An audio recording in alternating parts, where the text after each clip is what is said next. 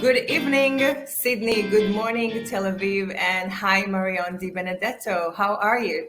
Yeah, very good, Liron. Thanks for having me, and hello to the world. I guess good morning, good afternoon, and good evening to everyone. Yeah, so you are talking to us actually from the future. So tell us how Thursday evening is going to be. What is the Well, lottery? Do you have the lottery numbers ready? I don't, but not your local one. I can tell you it's pretty hot and steamy over here.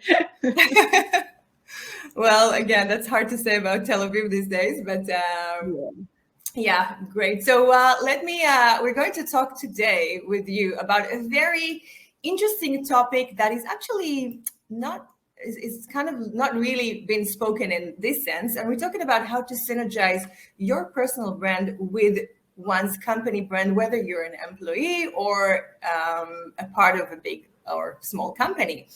Yes. Which is a very, very, I would say, niche topic inside of the branding, general branding or personal branding topic. But it's so important for us to, advance our career because our brand always stays, right? It may be shaped throughout time, but it always stays throughout the companies that we are working for.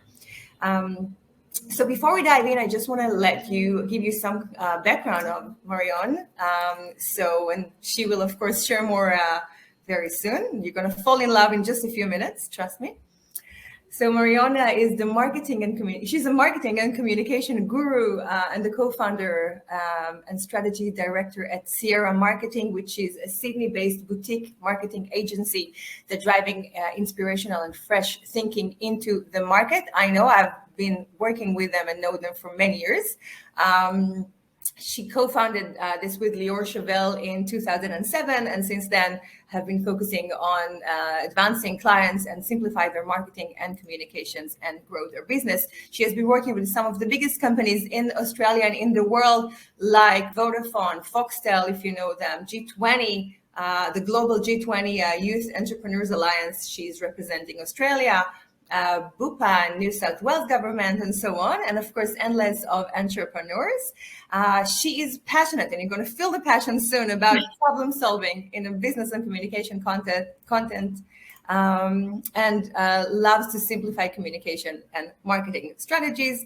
And another thing you should know about her, that she believes that entrepreneurial thinking is the force that stimulates progress.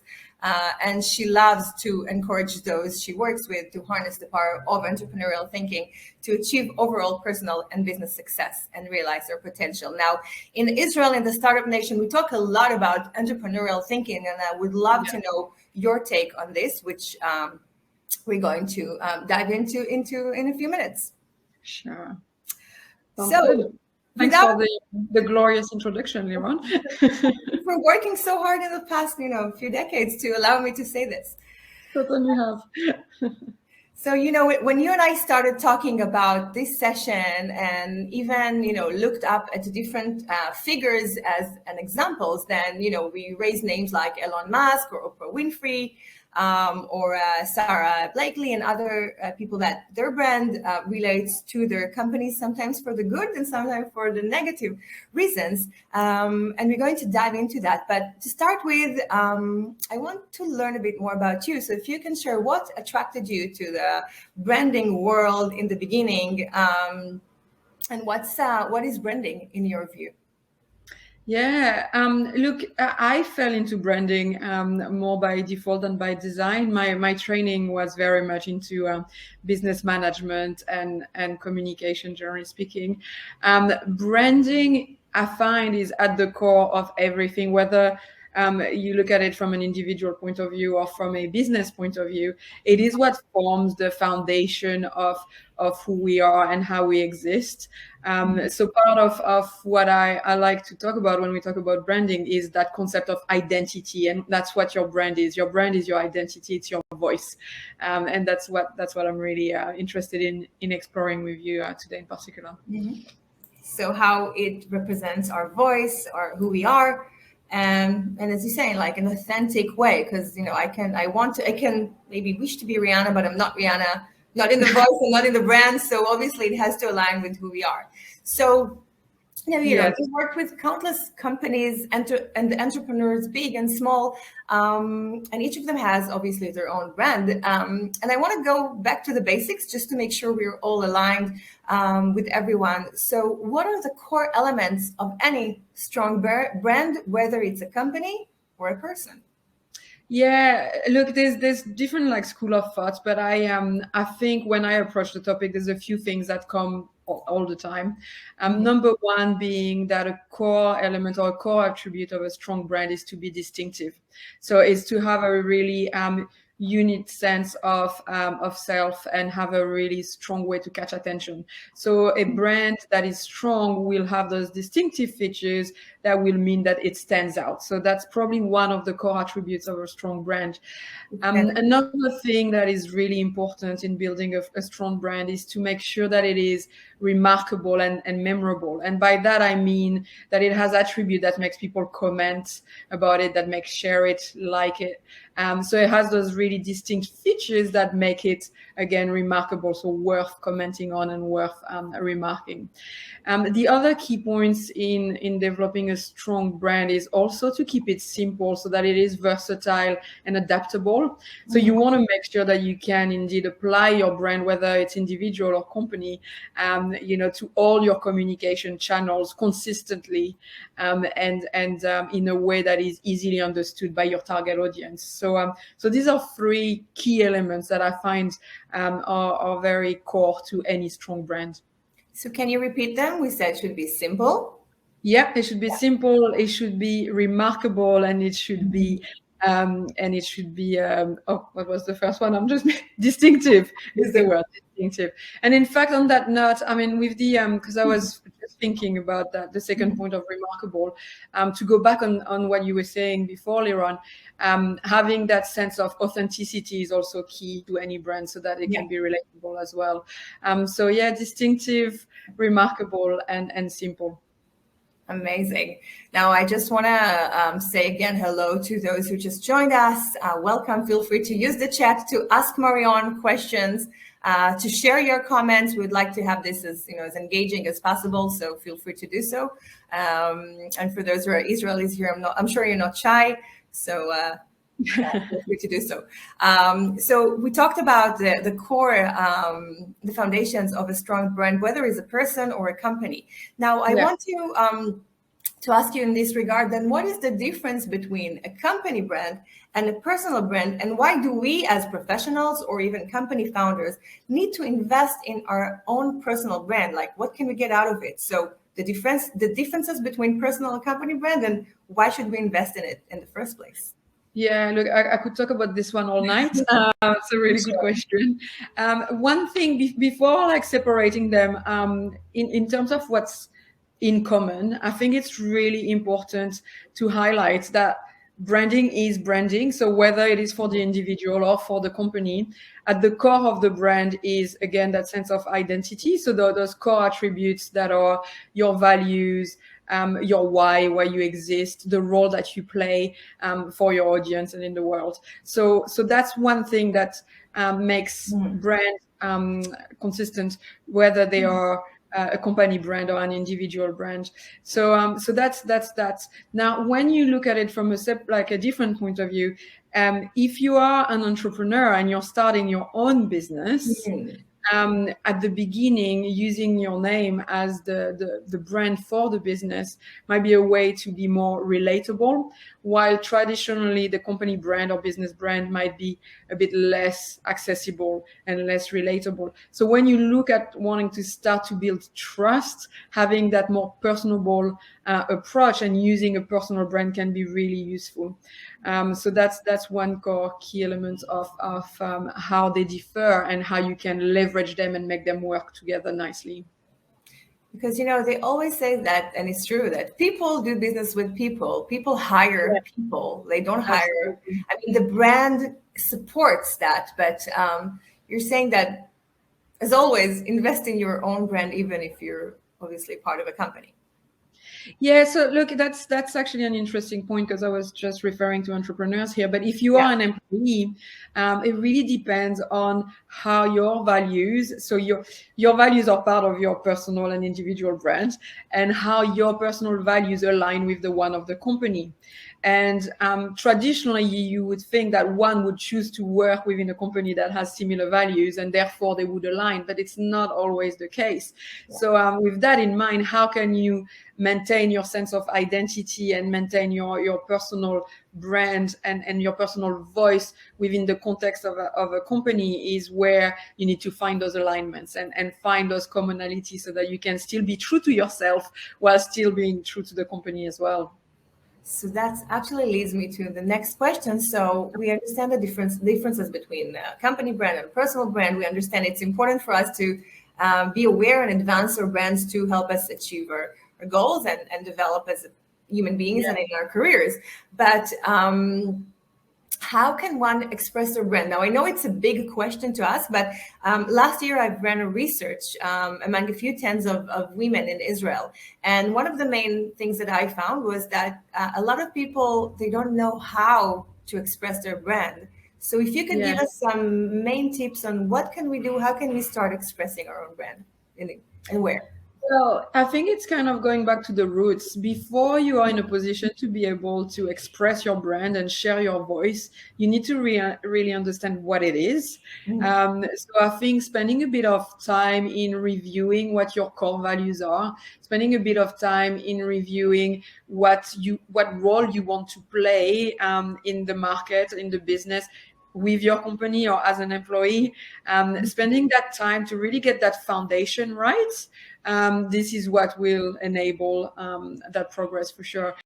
So I think it's really important when we talk about branding. If you want to share your voice and have the impact that you have in your head, Yeah. you want to make sure you really invest that time in clarifying your values and your why, the role that you want to play for your audience or for your employers. So when Yeah. you work with a company or again with a person who's owning a company, that's what you start doing. And I can say also for me as well. I mean, you start digging in, Yeah. Absolutely. then the who are they, what do they want to Yeah. express in the world. And let's Yeah. say my main messaging and values would be that I want to be shown as a leader and as a professional. If you have any tip of how can we drill it down to expressing it once we understand what the values are. Yeah, so then I think it's about creating a narrative. And by narrative, I just mean like literally creating a story, which is encapsulating what your brand is all about. And then you can start broadcasting it across all channels that are relevant to your audience. So if we are in the context of entrepreneurial, endeavors, then it might be using, online websites and digital channels. If you're in the context of being an employee within an organization and you want to build your profile, it might be through LinkedIn, it might be through doing activities within the organization that will help, share that voice. But the main thing is to have that narrative and that those core messages that are linked to your personal story or your business story. So we're talking about both brand and brand, personal brand and company brand here. Yeah. So have that story for both that you can then share to the world. Does that answer the question? Yeah.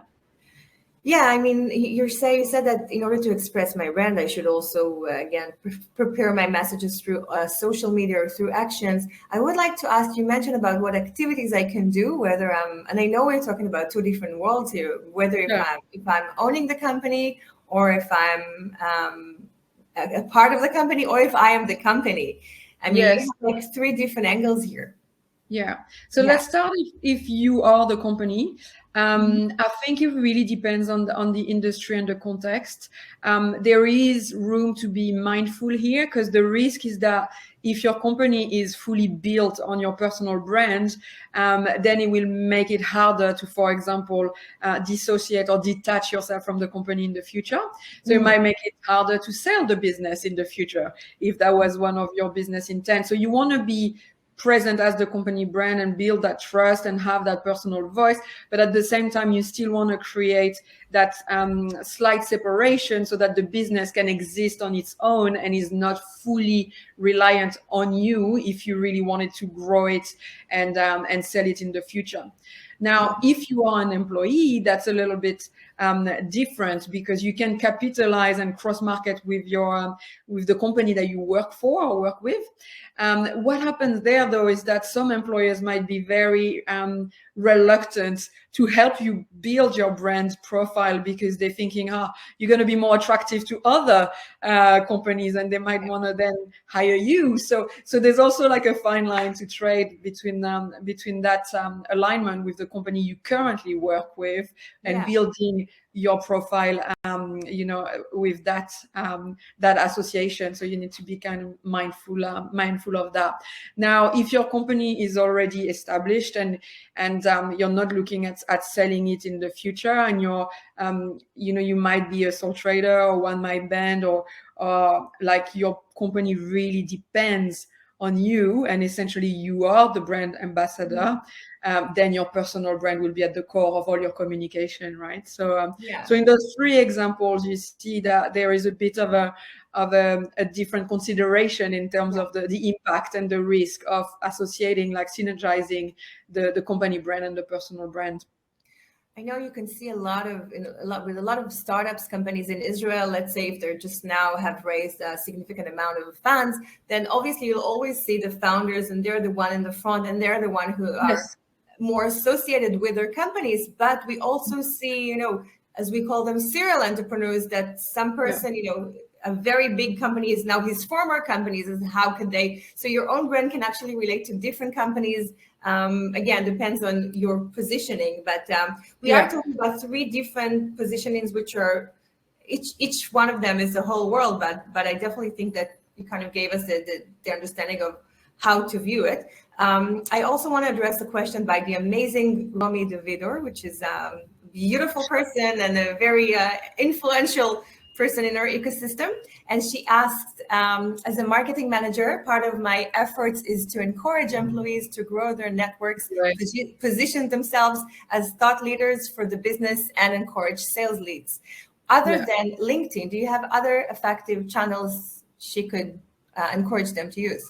Yeah, well, first of all, I think that's amazing that you're doing that, Romy. That certainly is my preferred approach as well. I find that so empowering, and it creates that really strong sense of belonging and community with your team. So from a business culture and even from a business brand is really powerful. So that's awesome. We do use LinkedIn a lot, and I think from a digital point of view, it is a really great platform. Depending on the context and the industry you work in, there are other digital platforms that will be really authoritative, where you can position and profile, showcase your employees in their particular area of expertise. I find that a generic one would be using a platform like Medium, maybe. I don't know if you're familiar with that one, but it's a publishing platform where you can read articles. So I know that I encourage my staff to write opinion pieces and articles and research papers that they publish on Medium. So Medium, Medium. That's a really strong platform. Another way to leverage the digital world is to participate in groups and forums. So even just using something like Quora or even Facebook group, again, it really depends on the nature of your business and that context, but that could be relevant. I have clients that use industry-specific publications. So one of my clients, for example, is in tech for offices, and they do only office supplies and tech support. And they always contribute into like online magazines that are specifically for the workplace and office designs and technology. So you have to find your niche as well as using mainstream market. But the essential thing to bear in mind with that, I think, is you need to make sure that you're tapping into your audience, right? So when we think of branding, there's three different elements. There's the individual, there's the actual company, And then there's the audience, and everything we do as individual and as companies is aimed towards our audience, right? So we want to make sure we capture our ideal customer there. So in particular, if you use your team to build their profile so that they can get more leads and make more sales, having that positioning is really important. I hope that answers the question. That's just for digital, but of course there's also all the offline opportunities, doing keynote addresses, being part of panels like industry leading conferences, doing all of the things that Leron is really good at with the human factor. Actually, I think Leron, you could talk about that one better than I could in terms of the leveraging the brand to network and get those opportunities as well. I do want to add, however, that in many cases, you and I actually talked about Medium just before the start of the session.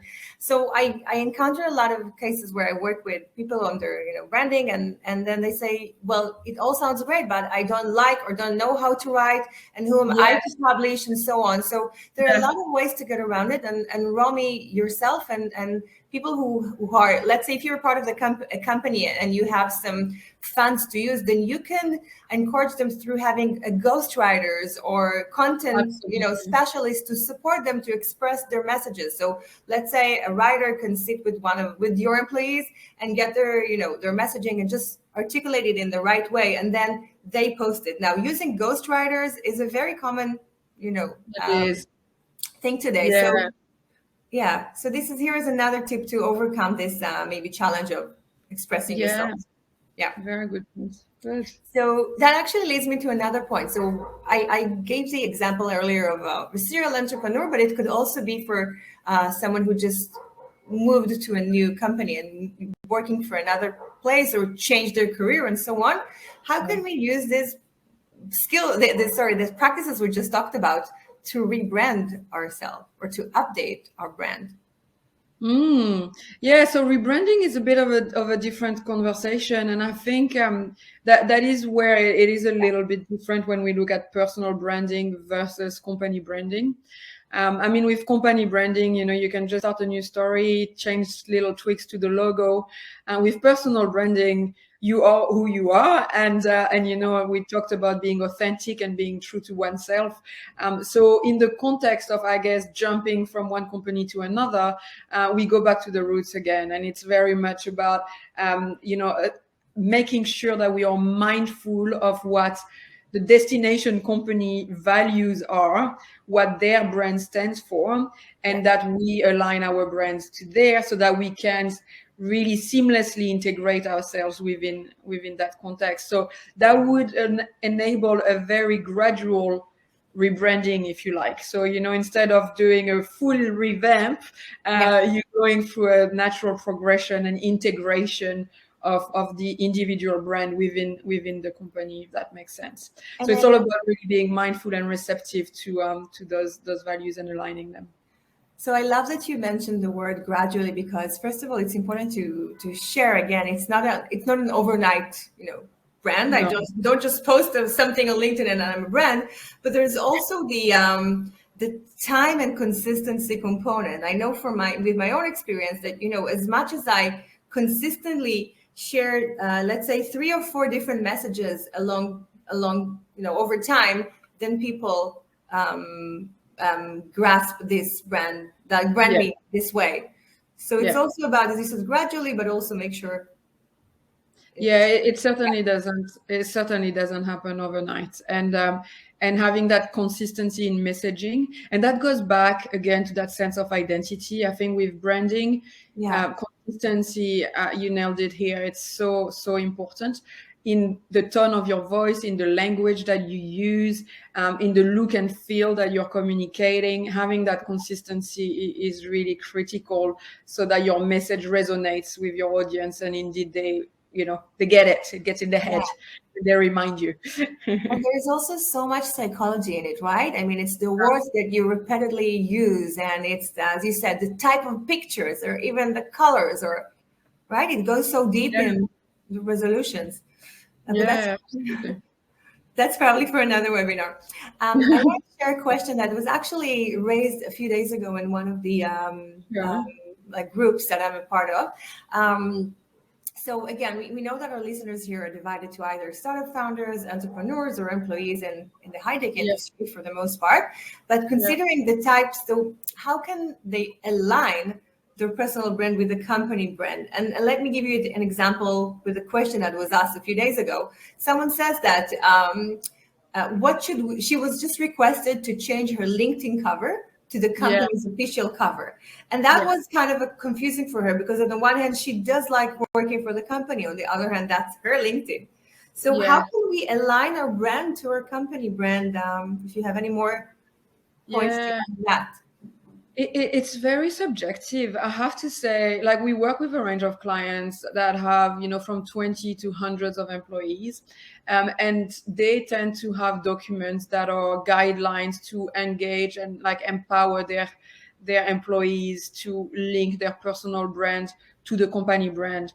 However, I'm always a bit concerned when a company would ask their employee to change their cover, because it is kind of denying their sense of self and identity, and they just want them to drink the Kool-Aid. I'm a lot, because that's a push approach, right? I'm more into the pull. You want the employee to love working there so much that they are the one that are driving that change. And then as a company, you want to give them the tools to equip them so that they can indeed apply that change and make it happen. So my recommendation with things like that is to have open conversations around it without alienating anyone, because obviously you don't want your employer to think that you're a flight risk, that you might be quitting anytime soon, and that you don't want to be associated with them. Because also from like being an employer myself, from the employer's point of view, it is a little bit confronting to think that one of our employees would not want to associate with us and put it on their LinkedIn, put the profile of the company on the LinkedIn. I would think, but why not? They chose to work with me, so clearly their values are aligned already.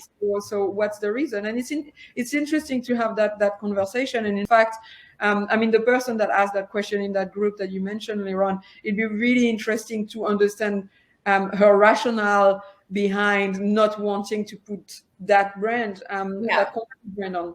Because it might be that she has her own business on the side and she wants to stay true to that. And that would be absolutely fine. I mean, if one of my employees said that, I would absolutely understand as well.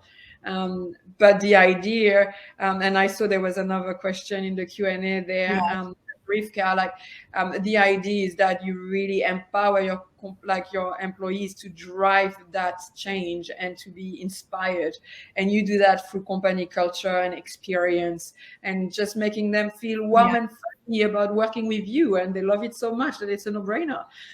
So there is no shortcuts. We have this TV show, like a satire show now, that they're laughing at the high-tech industry, and they say that people would only work with companies that have 24 flavors of ice cream, and they provide 2 Tesla cars for each employee. So that's, of course, an extreme joke, but it goes back to the well-talked topic of employer branding when it comes to me and my company brand. So I would, and I think that's why that's one of the reasons that companies invest so much in employer branding, because they want their employees to feel good about the company and obviously preserve them in the world that today people are leaving companies like so quickly. So that refers to what you're saying about why should I align my brand with my company brand? So the company has to take the lead and work for it in a way. Absolutely. Yeah. And respect individuality where it applies, and in fact value that individuality and leverage it, not be afraid of it.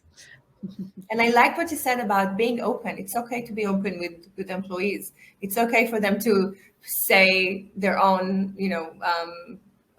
answers for that, either if they don't want to do it, or they don't feel comfortable, or they don't use LinkedIn as much, and it should be appreciated by the employer as well. And it doesn't mean that they're less related to the company, but and look, from an employer's point of view, it can also be a part of the recruitment process, right?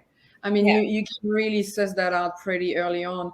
But in the case of that person that asked before, it seems that it was never on her radar that they would ask her to do that. So she got caught off guard, and she's like, but I have my own brand. I don't want to change it. And that can also be confronting. Yeah, I get that.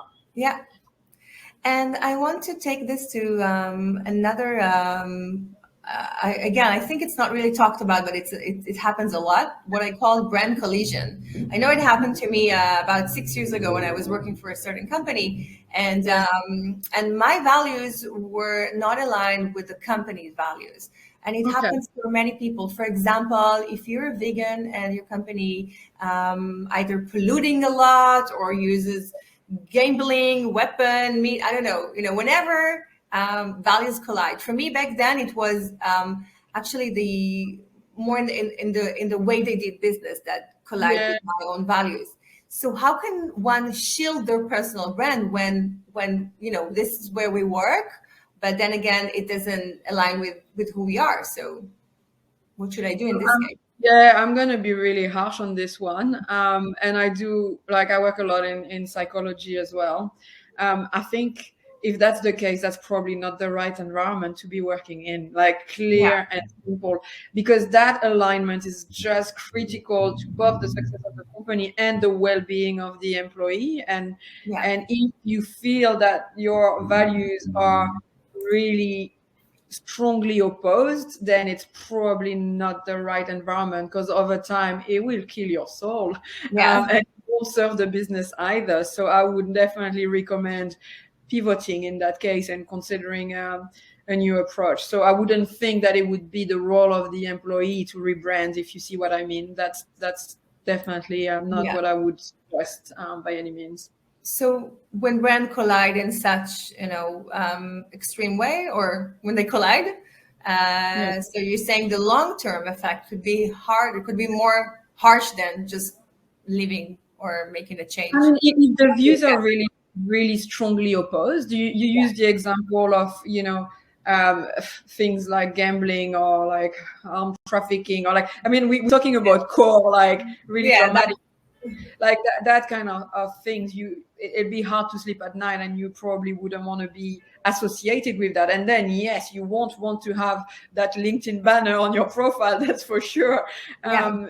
So in that case, the impact from a mental health and well-being of the employee could be quite damaging, and I don't think that employee would perform well in the company anyway. So that synergy would just not happen. It would keep on clashing. So it's a bit like a toxic relationship. You're trying to understand each other, but you don't, and so it just doesn't it doesn't work. And generally speaking, companies are quite open about their values, and you can tell before you get in the business. But sometimes, like your experience, you have no choice, or you want to earn the money, or you have other things that want to keep you there. You didn't suspect it, right? Like you didn't think that their business approach was so different to yours, right? So you went in there with your eyes open, but not suspecting that could potentially be an issue.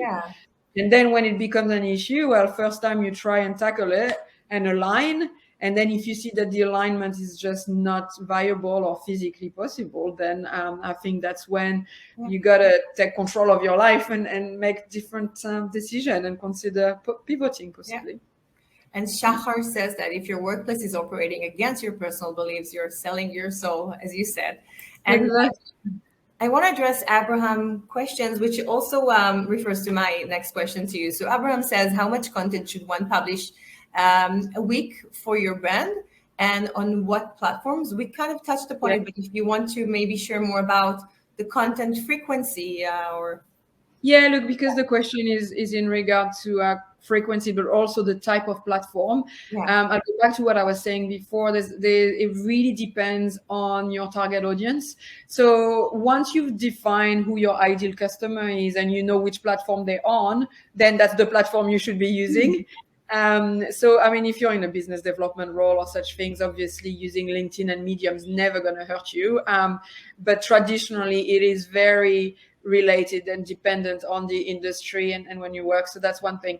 In terms of frequency, so if we look at the context, I'm going to try to cover those three contexts again, but if you're an entrepreneur and you want to scale your business and grow big and you want to be positioned as the authority in the industry, the more the better. And I know it can be quite challenging in terms of how time consuming it can be, and that's where you can outsource it. Liron was referring to ghostwriters before. Very good advice. And that's an easy way to be able to share content and share your voice in more frequent manner. Likewise, if you're a one-man band or you're just starting a business, the more you communicate, the better, because your audience will build awareness and recognition of your brand based on the frequency of touch points. So the more they see, they hear, they read you, the better, because that's how they will integrate your brand.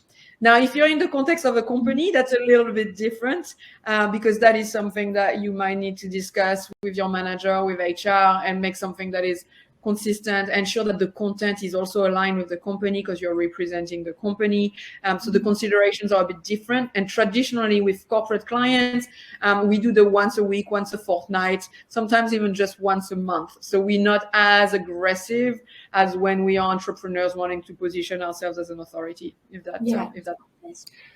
Now, obviously our personal life is a part of who we are, and it's what we bring to the professional life. And a question that is, I think it has always been asked many years now for me is, how much should I share on and expose on my personal life?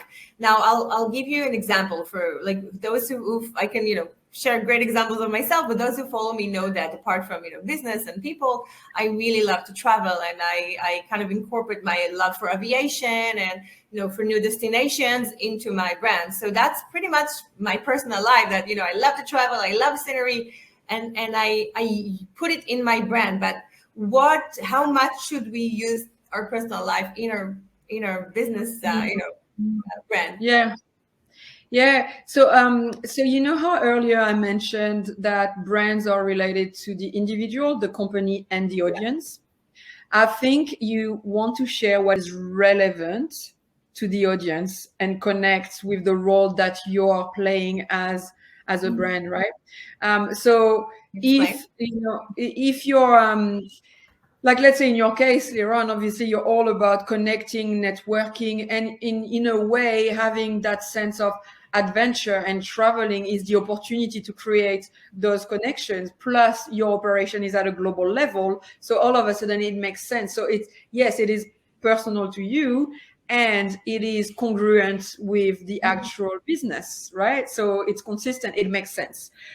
So I guess essentially what I'm saying is, when you're going to share about personal, it needs to serve the purpose of the brand, and that's why very early on today I was talking about having that narrative, that brand identity that is well anchored before you even start to share that message and communicate your voice here. So that's the foundation. Whenever you start, we already like have a brand, but it's important to again know where you're coming from, and then understand what the message you convey and to whom. In this regards, and that's the art of branding. It is, and I'll just on that. I just read Abraham's question in the Q&A as well. To answer that, you need to be consistent in terms of who you are and the message that you convey, but the way you do it will and can be different through different channels and different platforms. So I give you like a silly example, but that's very easy to integrate. With hashtags, for example. So if we look at the hashtags that are associated with your brand, if you do hashtags on Instagram versus hashtags on LinkedIn, the way you're going to be communicating is actually different. So hashtags on Instagram, the optimal number is 26 hashtags. So go for it. On LinkedIn, the optimal number is 3. Anytime you put more than 3 hashtags on LinkedIn is going to be like, oh yeah, you're trying too hard here. So it's really interesting to see how those different platforms will have different requirements. I mean, likewise, if you publish on Twitter, you would know there's only a limited number of characters. So your message must be really intentional to make sure that it is received well. So depending on the platform, yes, you will definitely you can and will adapt. Yeah. Yeah, that's a very good example and good point. And each also platform usually, sometimes address a slight different audience, or of course different character or different vibe and so on. I know you have done a research on trendy brands and one's association to trendy brands. We can take Tesla or TikTok for an example, which a lot of people know here. And I could also talk about some startups that are very much trendy here in the Israeli ecosystem in some points. So why does following a trendy brand can play against the individual brand, or how can we do it right? I think that the question is really about being sustainable as a brand. And when you are developing your brand, whether you're developing it for yourself as an individual or for a company that you're just starting, or within a company that you're working in, it needs to have enduring characteristics. So it needs to be sustainable. So the risk of flash in the pan type of businesses is that they get forgotten really quickly, and then you're in a constant cycle of having to reinvent yourself. An example of brands that went through that, I guess, in recent years, I'm not sure how the market was over there in Israel, but certainly in North America and here down in Australia, there was a period of time in the early 2010 to 2012 where daily deal sites, Groupon, was huge. It was like the I remember. Everyone had a voucher and was going to restaurants and getting discounts. It was amazing. A company called Love It Up, right? Yeah, well, I owned one of those businesses, which I happily sold. But the bottom line was that with that, so that's, thank you for raising that. When I had that business, for example, I wasn't going to refer to mine. I was just going to use Groupon. But for mine, I never used my personal brand for my daily deal sites because it was pretty obvious where the market was going, and you could anticipate the move, and it was a major trend. And from a business point of view, it wasn't super sustainable because the margins were very thin. And so from a branding point of view, I chose not to align my personal brand to that particular business. And in fact, I worked with Groupon and they were a client, and a lot of the people that position themselves within that context, now no one remembers them. So that's the interesting bit with that. Whilst, for example, if I look at the example of my marketing agency, which I've had for 15 years, I totally own that because the value alignment, the longevity of the business, the sustainability of it, it's enduring. So therefore, I feel really comfortable aligning my personal brand with the company brand. Yeah. So you're saying, think about how if it's trend that will pass soon, will it have some relevancy in the long term? If it's sustainable, as you said, and then how can you align it or not align it, or just be careful on how you're aligning it? Yeah. And look, sometimes we don't know. Like sometimes we think it's going to be lasting for 100 years, and then it dies in the, dead in the water. But certainly be mindful of it and be present to it so that you can potentially anticipate that. Yeah. Great. So that's a good point. And guys, again, this is where you can ask questions. We have a few more questions for you, Marion. My next question would be that I talked about it a little bit earlier, but you talk a lot about entrepreneurial thinking and that being a force that stimulates progress. So, and I told you earlier, Israelis, we're very proud of our entrepreneurial thinking, which is, a core thing in our culture and history and so on. But what does entrepreneurial thinking have to do with branding, in your view? Well, I think it's terrible, but by definition, a brand is an identity, right? And a lot of the time when we do branding exercises with clients, we ask them, like, if you were a person, if you were a profession, what would you be, right? And so I have clients that would be teachers, clients that would be journalists. And then I have some that are entrepreneurs. And entrepreneurs have particular character traits that make them who they are, right? Yeah. They are dynamic, they are ambitious, they are resourceful, they are persistent, they are resilient. That's what entrepreneurs are, right? And that is key to their brand. That is key to their sense of identity. So therefore, having that that alignment of being an entrepreneur part of the brand just makes sense. Yeah. Yeah. And I want to, I earlier mentioned Love It Up, which was again your group buy site, which had a very unique model, which for every purchase you're actually donating some amounts to some NGOs and so on, which is what we call today, impact or social consciousness or so on.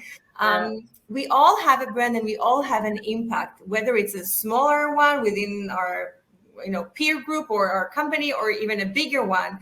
And how can we all use our brand for good? Yeah. Yeah. Well, I think that's such an individual thing, right? Because some people are not necessarily driven by that kind of impact. So I think it goes back to identifying what your interests, what your drivers, what your motivations are as an individual. And then that's where you define what kind of impact you can have on the world, on your employees, on your customer, what type of impact you want to have, if any. I mean, I think as human beings, we all want to have an impact, but defining what that looks like is really critical, and it's very individual. Yeah. And before we are addressing your questions, is there any book or podcast that you'd like to recommend us if you want to dive deep more on these topics and anything that interests you, actually? Yeah. Look, if I look at the past 10 years and my experience in a branding context, there's one author that I really enjoyed, that I learned a lot from, and he has a really good newsletter and podcast. It's a guy called Seth Godin. I might just type it in the chat for those of you guys that don't know him. Seth wrote a book called The Purple Cow. And that was quite a defining moment for me when I read that book. It's a very slim book, so you can read it in an hour. It's not heavy at all. And so it's called The Purple Cow, and it's about how to be distinctive in a field of brown cow. How can you be the purple one that's going to stand out? And the essence of branding is that, right? It's about standing out and really having that strong sense of identity and presence. So being that purple cow in a sea of brown cow, I really like that analogy. And Seth has a lot of really valuable insights on branding. Another one I really like, and I know you're familiar with him as well, Liron, is Simon Sinek. Simon does a lot of work around, it's very psychology driven, but he does a lot of work around the why and the reason why we exist and the role that we play. And again, that's very much at the core of branding. One thing that I learned from him in more recent times that I thought was really interesting, because he has a few TED Talks, if you want to look at those online from the past 10 years as well. But recently there's this webinar that he actually ran that was about setting your values as a brand. And one of his advice was to make sure that your values are action driven and they use a verb as opposed to a noun. So instead of saying integrity is my big value, which everyone says, your value might be act as blah, blah, blah, or be this person, or share, actually use it verbs. Helps more to take it into action. I love it. It's really powerful. And I think if you connect to that and that aligns with who you are, then that's a really great way to communicate your brand, for sure. Yeah, beautiful. So you said Purple Cow, which is it's one of his all-time bestsellers that got in, and Simon Sinek, of course. The why, the start with why is a very common model, but as you said, he has so many other models out there. Yeah. Absolutely. And he's just even good in interviews, this kind of chat that we're having today. It's really good to listen to. So absolutely. Maybe I can tell him, Marion just recommended I should bring you over. He might be open. You have to come. He Great. might So be open to you it. might do it. Sometimes it's easier than we think. So I just Yeah. want to address our audience, guys. This is your time to raise questions. You have raised some, and we answered them as we through the interview. But we have just a few more minutes. So if you want to write down your questions, this is the time. And that being said, sometimes it's really easy. It's easier than we think. I've approached Ivan Meisner, who's the guru of networking. He formed BNI, and I thought it would be so hard to get him to an interview, and it was just too easy. He's like, "Yeah, let's do it." Simple Yeah. as that. They're So only human, after all. I think sometimes when people are on the yeah, stage, we forget that they're just, we're all human. So, yeah. but talking about a brand, then I'm sure he and others do. Google the person who approaches them. I always say that. When you Google yourself, are you going to find the information you want people to find about you? Yeah.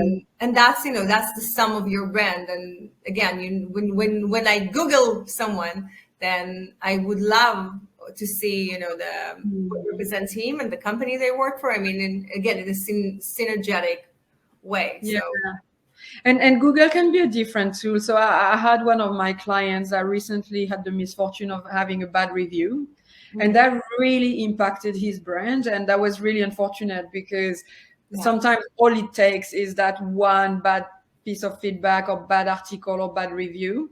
And that's where having control of your personal and company brand is really important, and keeping an eye on that and making sure that you try to impact it as well.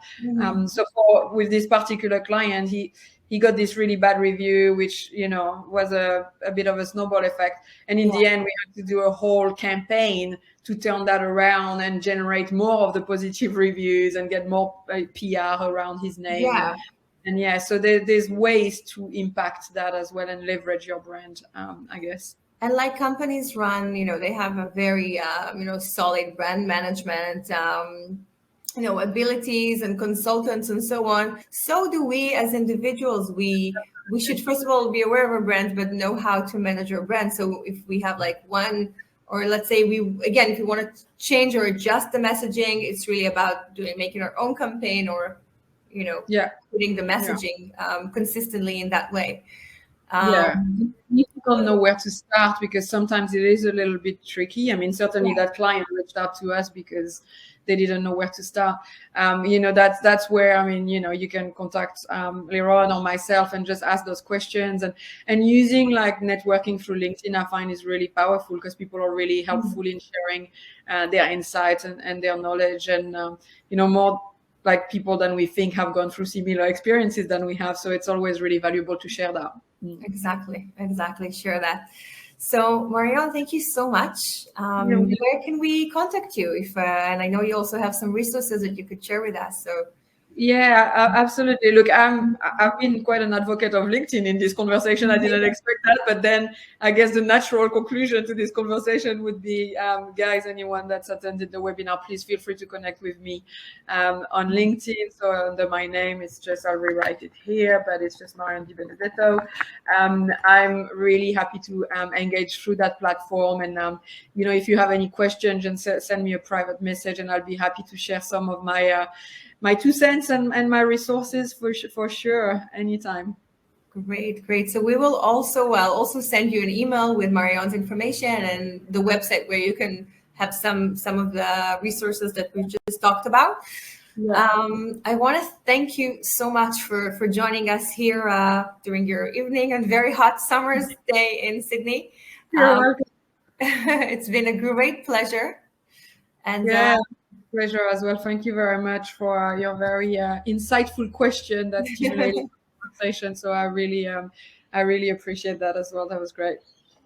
Thank you so much. And and we'll look forward. I look forward to being in touch with you soon and with you, everybody here. Thank you for making the time in this Thursday morning or evening. And have a nice rest of the day. Thank you. All right. Thanks, everybody. Thank you. Thank you. Bye-bye.